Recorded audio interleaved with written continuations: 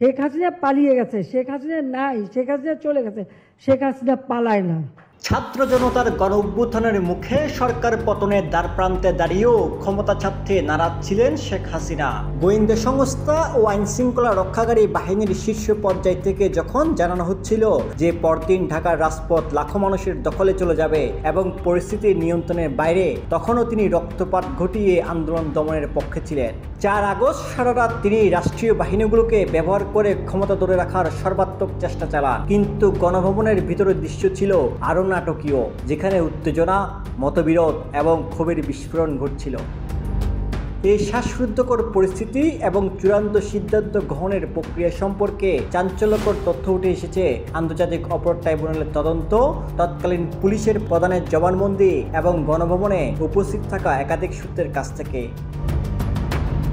শেষ মুহূর্তের নাটকীয়তা ও অভ্যন্তরীণ দ্বন্দ্ব কেমন ছিল তা আসুন জেনে নিই। পতনের আগের দিন অর্থাৎ 4 আগস্ট গণভবন পরিণত হয়েছিল এক রুদ্ধদ্বার নাটকের মঞ্চে। তৎকালীন আইজিপি চৌধুরী আব্দুল আল মামুনের জবানবন্দি অনুযায়ী সেদিনের একাধিক বৈঠক হয়। বেলা 11টার বৈঠকে নিরাপত্তা সংক্রান্ত জাতীয় কমিটিকে গোয়েন্দা প্রতিবেদনের ভয়াবহতা সম্পর্কে অবহিত করা হয়। তবে তার কথায়, আমরা চেষ্টা করেছি সরকারকে সঠিক তথ্য দিতে, সরকার তার দুর্বলতা শুনতে প্রস্তুত ছিল না। কিন্তু সবচেয়ে উত্তপ্ত পরিস্থিতি তৈরি হয় 4 আগস্ট রাতের বৈঠকে। আন্তর্জাতিক অপরাধ ট্রাইব্যুনালের চিফ প্রসিকিউটর দেওয়া তথ্য অনুযায়ী সেই বৈঠকে শেখ হাসিনার নিরাপত্তা উপদেষ্টা মেজর জেনারেল অবসরপ্রাপ্ত তারেক সিদ্দিক পদত্যাগের প্রসঙ্গ তুললে ক্ষোভে ফেটে পড়েন শেখ হাসিনা। তিনি সাফ জানিয়ে দেন, যা হওয়ার হবে, তিনি ক্ষমতা ছাড়বেন না। এ সময় তিনি সেনাপ্রধানকে মেরুদণ্ড শক্ত করে বিক্ষোভ দমনের নির্দেশ দেন। তারেক সিদ্দিক তাদের সমর্থন দিয়ে বলেন, সেনাবাহিনী গুলি চালিয়ে কিছু লোককে মেরে ফেললেই বিক্ষোভ এমনিতেই দমন হয়ে যাবে। এমনকি তিনি হেলিকপ্টার থেকে গুলি চালানোর পরামর্শ দিলে বৈঠকে উপস্থিত বিমান বাহিনীর প্রধান তীব্র প্রতিবাদ করে বলেন, এই লোকটি আপনাকে ডুবিয়েছে এবং আরও ডোবাবে। অন্যদিকে স্পিকার শিরীন শারমিন চৌধুরী দুপুরে শেখ হাসিনাকে পদত্যাগের পরামর্শ দিলেও এর তীব্র বিরোধিতা করেন ওবায়দুল কাদের ও মোহাম্মদ আলী আরাফাত। বরং সেই রাতে গ্যাং অফ 4 হিসেবে পরিচিত ওবায়দুল কাদের, আসাদুজ্জামান খান, আনিসুল হক এবং সালমান এফ রহমান সকলেই শেখ হাসিনাকে কঠোর অবস্থানে থাকার পরামর্শ দেন।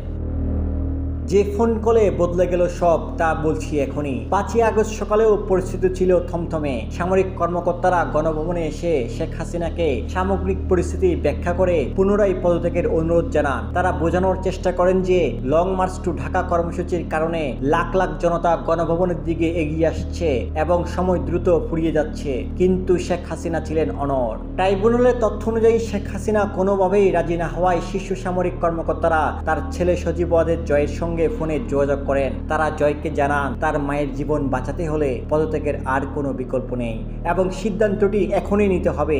পরিস্থিতি অনুধাবন করে জয় তার মায়ের সঙ্গে কথা বলেন এবং তার কথাই শেষ পর্যন্ত ক্ষমতা ছাড়তে রাজি হন শেখ হাসিনা।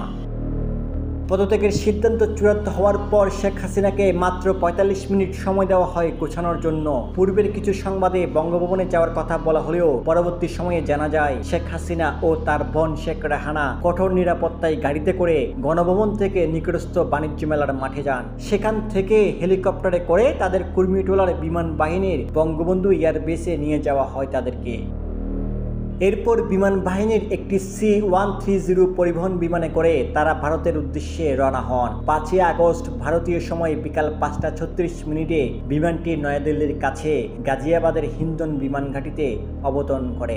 ভারতের জাতীয় নিরাপত্তা উপদেষ্টা অজিত দোভাল সেখানে শেখ হাসিনাকে অভ্যর্থনা জানান বলে দেশটির গণমাধ্যমে খবর প্রকাশিত হয়। বর্তমানে তিনি ভারতের অবস্থান করছেন এবং সেখান থেকে তার একাধিক অডিও বার্তা সামাজিক যোগাযোগ মাধ্যমে ছড়িয়ে পড়ছে। ডেস্ক নিউজ, একান্ত টিভি, চট্টগ্রাম।